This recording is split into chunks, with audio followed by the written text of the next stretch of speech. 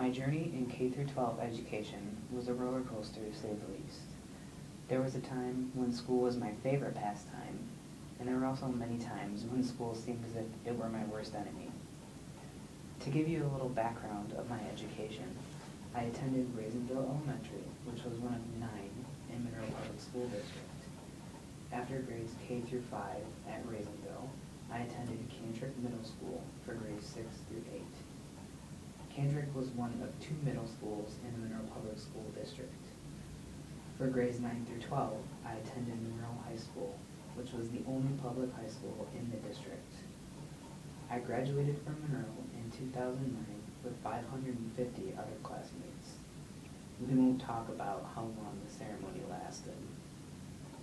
Anyway, in both of my elementary and middle schools, the student body consisted mainly of children from rural Michigan. We had very little cultural diversity since the population was mainly Caucasian. When those of us reached the high school, it was a bit of a culture shock because it seemed as if we were all just thrown into a pot together. Monroe Middle School was the other middle school in Monroe Public Schools, and it was located in the inner city. There was not as much of a shock for those who attended Monroe Middle School because they had this experience sooner. In relation to the development of who I am as a teacher, there were moments in my K through 12 education that really shaped who I am. The very first moment I want to draw upon was when I was in 2nd grade. When I was in kindergarten, I was diagnosed with ALL, also known as acute lymphoblastic leukemia. I went through 3 years and 3 months of treatment, so as you can see, I was still receiving treatment until I was in the 4th grade. Because of this treatment, my muscles and bones were weakened, and I was not always able to keep up with the rest of my classmates. Mrs. Dislover, my teacher, was the only teacher that I had throughout that duration of treatment that really understood how the medicine affected me. Because of the nature of my situation, Mrs. Dislover offered me tutoring and made accommodations for me. These accommodations included having a chair for me at school assemblies instead of having to sit on the gym floor because of my weak muscles. But the biggest accommodation that she made for me was not just the chair. It was the fact that she made an accommodation for me to go to the resource room during gym class because of the rough nature of the class. Now, I know you're thinking that, oh, it's only elementary school, it couldn't be that rough. But along with my treatment and everything that I had to go through, there was also a Broviac, or central line, that was embedded in my chest. So because of the rough nature of the gym class, there was a huge tendency, I guess, for it to be ripped out or to something to happen to it.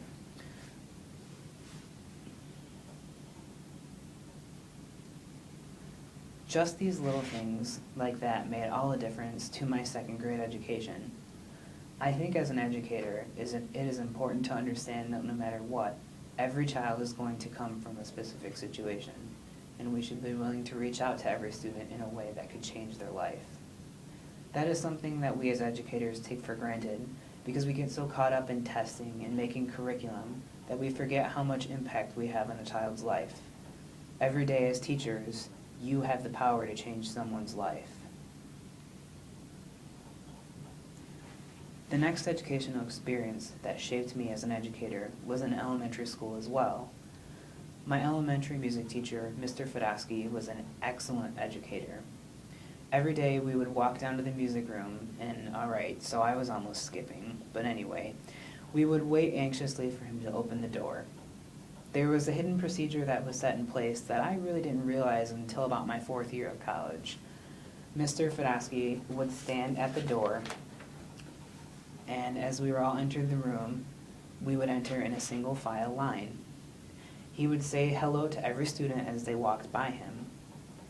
As we excited students would walk by him, we would get all of our questions and jitters out before taking our seats. And if you can't tell, I was definitely one of those kids. Once all the students arrived at their seats, there was a feeling of readiness to learn more about music.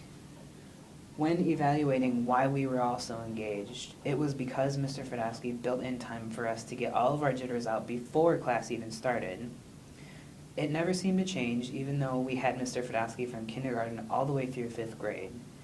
I think it is so important that we as educators can be able to make the most efficient and effective use of our limited time in the classroom.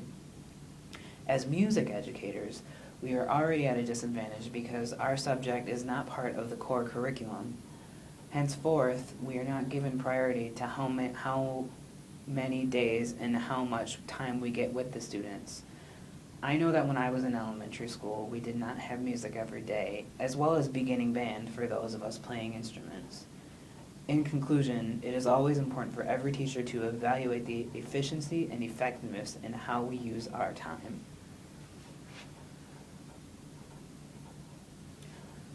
When I was in middle school, there were 2 teachers that really impacted my educational experience. The first one I'm going to talk about is my art teacher. Mr. Rooney was by far one of the best educators I have ever had. He stuck out to me the most because he was the only teacher that had absolute command of his classroom and students, but he was very laid back and made his learning environment fun and friendly. One day he told us a story about his first years of teaching. He said that when he was a young teacher, he was very strict and to the point. He had rules and you were going to follow them or you would get out of his classroom. So one day he showed up for first hour art and the students were just not focused. They were talking out of turn and not raising their hands to speak and just being rambunctious adolescent teenagers.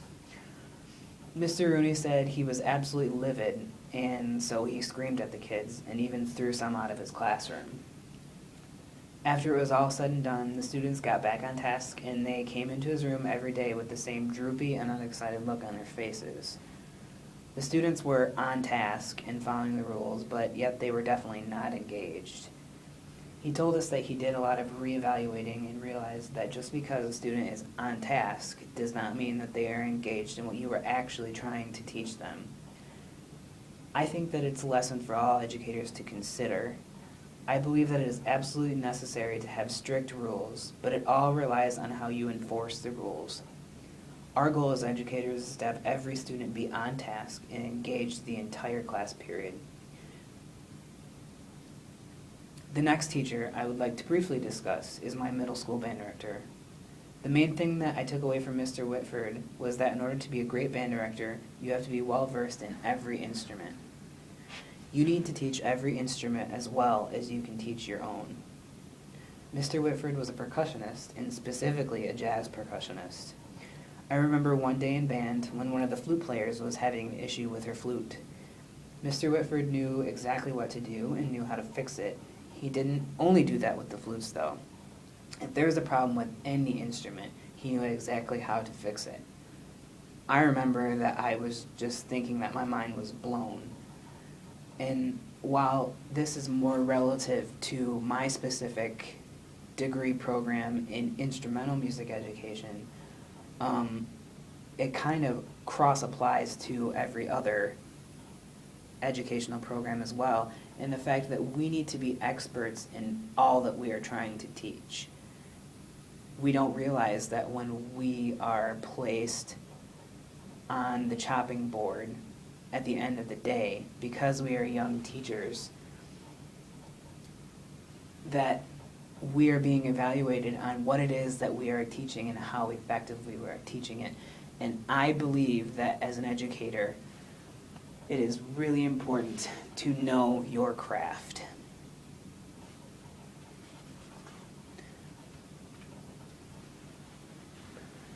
The last experiences that shaped me were in high school and my first year of college. It was in high school when I decided I wanted to become a band director. And unlike all the positive experience mentioned above, my high school band experience was not at all wonderful. I went to Monroe High School in Monroe, Michigan, as I said earlier, and Monroe was a Class AA school, so it was pretty large. My high school band director was very old-fashioned and also not willing to update himself as far as the manner in which he teaches. Pedagogically, there are so many deficiencies, such as the knowledge of good repertoire, instrument pedagogy, conducting, musicality, classroom management, and definitely lack of consistency of excellence. Basically, being a part of the high school instrumental program at Monroe High made me want to strive to get out there and be the best educator that I can be and make sure that I don't have any of these deficiencies in my program. The saddest part about that program is the fact that it has the potential to be one of the best programs in Michigan. But it is definitely less than average because, in my eyes, it is because of the way the program is run. The last educator I want to speak to was my flute professor, Dr. Martha Council Vargas, here at WMU. She made the transition from high school to college very easy by just being an excellent teacher and being very friendly.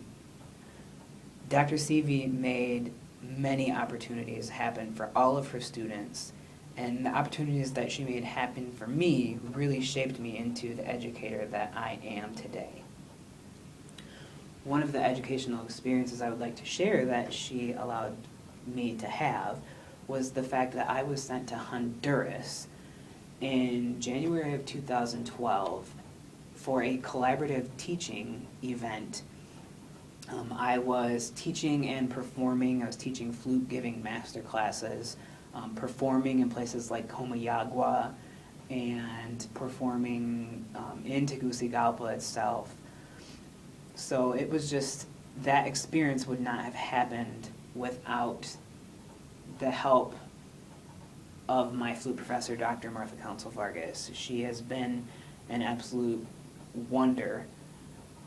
And one thing that I also want to share is the fact that I know that because of the master classes that she allows us to take, because she brings in her friends who are also professors, 2 of my former colleagues have earned graduate positions in flute studios from professors that have visited WMU because of those master classes. I think that in relation to being an educator, this is super, super crucial because we need to not only share with our students our passion, but we need to create for them opportunities that will make them want to continue to learn. And that was one of the things that I really, really took away from my professor. The last thing that I want to discuss in this video is a little bit of my philosophy of music education. I am a believer that education is a right, not a privilege.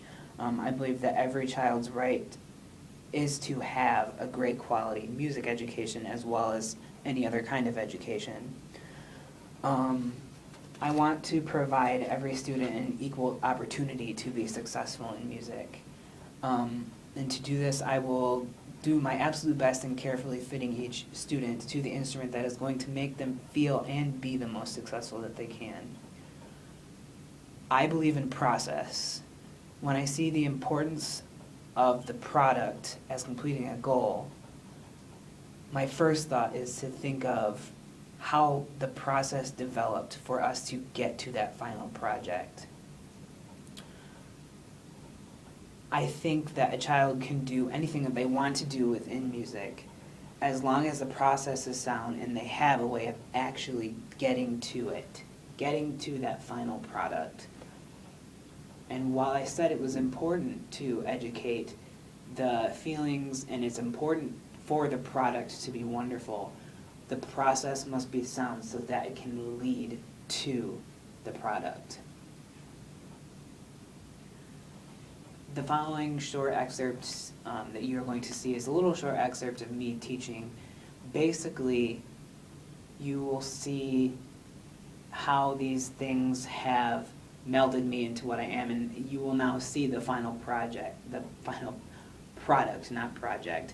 You will see the final product of what I am and how Western Michigan has shaped me as well. So please enjoy.